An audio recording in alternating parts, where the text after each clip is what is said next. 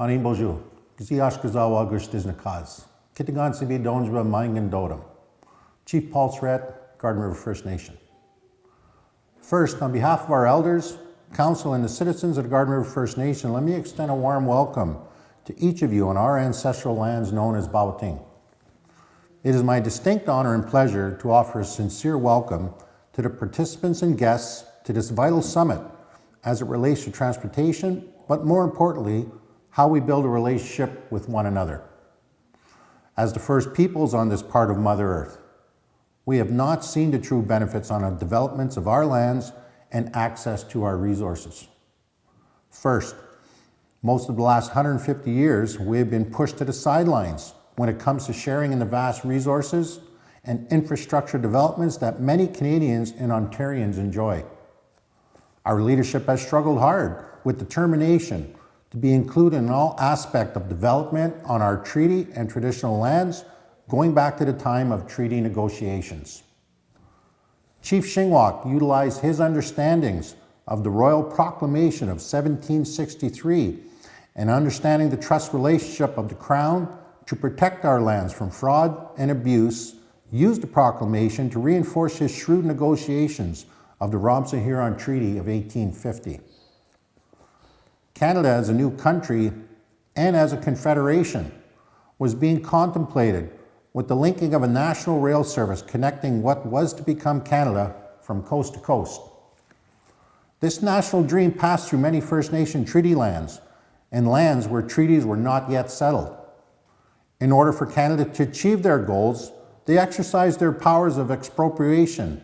In our view, they fiercely stole our lands under their laws and dismissed our natural laws. I highlight this because we continue to face the same hard reality of a rail service that passes through Garden River and the environmental and noise pollution that it causes. Again, colonial attitudes pushed aside Ojibwe rights and stole land from us, and we remain to live in this disaster. So understand that we all need to understand history, and we need to acknowledge that contrary to Canada's story on any rail service, the policy was to push us from our lands. Now that we set the story straight, if we want to build a partnership and collaboration, we have an opportunity to do it right this time around. First and foremost, we need to recognize that this rail service will pass through many First Nations and treaty areas. Recognizing the original owners of the land is paramount. We cannot return to the old days when Francis H. Clergue in 1899 and the government simply ran roughshod over our rights. We clearly understand, and the Supreme Court of Canada has rendered decisions in our favor on the duty to consult and accommodate and seeking our free, prior, and informed consent on any new development or redevelopment. As the original owners of the land, we want to be part and participate in how we develop a sustainable economy that brings prosperity for our people as well.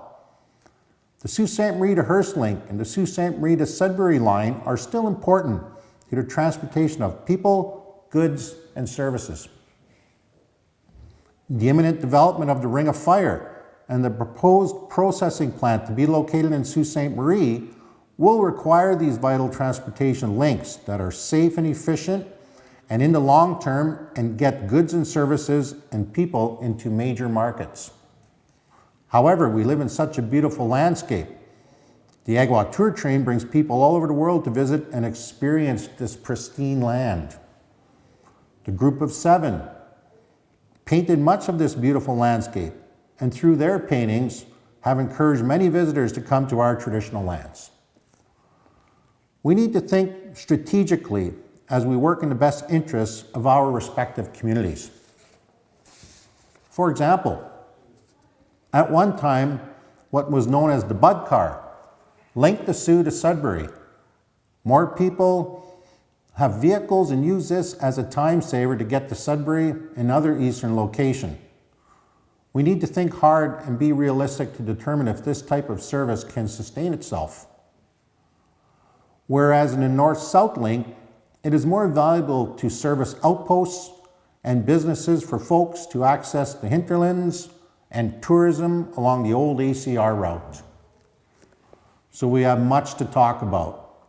I want to recognize all the hard work and efforts that people have engaged in to support and save the rail lines. The development of the rail lines was the original vision of Confederation and nation building.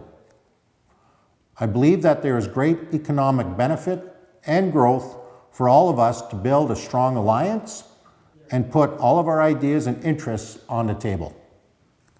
For us to achieve this goal, we need to recognize and acknowledge the original land's owners and the spirit and intent of our treaties, and not an afterthought. In closing, I want to wish all the delegates well wishes and hope that this summit will produce positive goals and outcomes. Miigwech.